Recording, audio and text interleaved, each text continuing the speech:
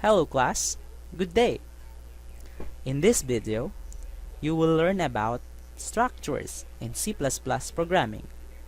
What is it, how to define it, and use it in your C++ program. So what is a structure? A structure is a collection of different variables of different data types under a single name. For example, you want to store some information about a person, about their name, their age, and their address. And you want to store this information separately. However, in the future, you would want to store information about multiple persons. Now, you'd need to create different variables for each information for every person, such as name 1, age 1, and address 1. Now you get the point.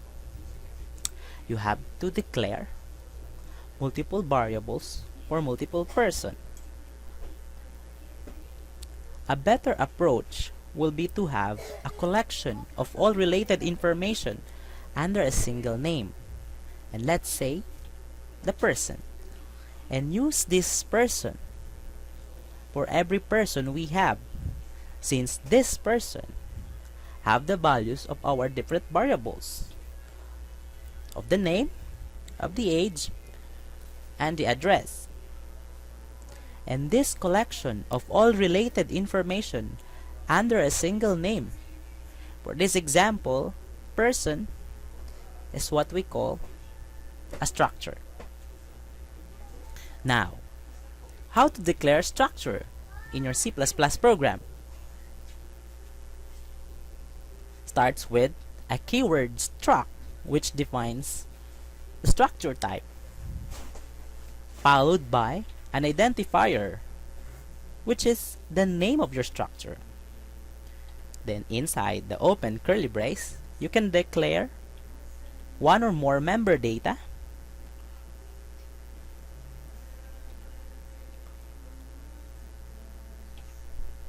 a closing curly brace, and it ends it with a semicolon. Just like what we would do in our previous example. We have a struct keyword, the name of our structure, which is person, the curly braces, the different member data types such as name, age, and address, and of course the semicolon. This kind of approach, which is structure, can store multiple variables of different data types. Now let's head over and see this in action. Now, create an empty file with your favorite C++ editor. In my case, I'll be using CodeBlocks. Remember the syntax of the structure. It starts with a keyword, struct, followed by the identifier or the name of your structure, which I will name it as person, and then its open and closing curly brace and its different member data. Let's say we have the name, a character with a 100 in size, we have the age as an integer, and we have the address as string. Since I'll be using string, I have to include the library that supports string, that is CString. That's it. Now the big question is how to use this structure in our main program.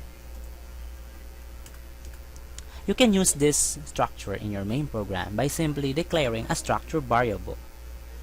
Declaring a structure variable is similar to the variable declaration that we already know. It starts with data type, in this case the name of our structure, then followed by the variable name. Then you can have whatever it is. Say, let's define our main program, and then a simple structure variable is the structure name followed by any name we want. So the structure name is the person, and then let's say P, and that's it. We can now access the different member data of our structure. Now I would like this member data to be supplied by my user and store it using structure.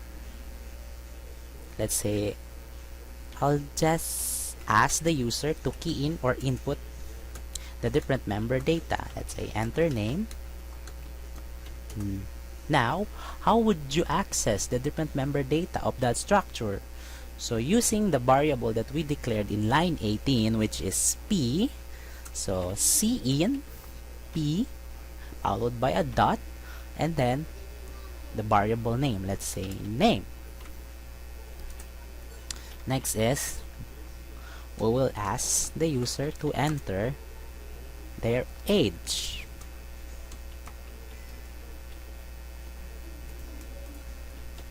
Cin, of course, the structure variable, which is P dot and then the age.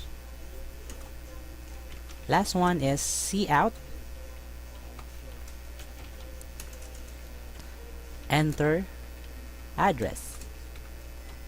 Of course, cin P, which is the structure variable of our structure person, dot and then the address. Line 20, 22, and 24 is used to access the different member data of our structure. Now that we're done asking this different information, I would like to display it now. So just have a simple call of cout. Let's say p dot name. I'll separate it with a space. Then p dot age. Again, I separate it with a space, and then p dot address. Now at this time, if I will hit compile and run, it should display the different information that the user entered. So now let's hit compile and run. Enter name, JD, enter age, let's say 20, and the address, let's say just address. Hit enter. There you go. Our program successfully store and display the different member data of our structure. So that's it, class. I hope you understand what structure is, how to use it, the syntax of it, how to access the different member data of it. And if you have any question, you know what to do. And see you guys in my next video.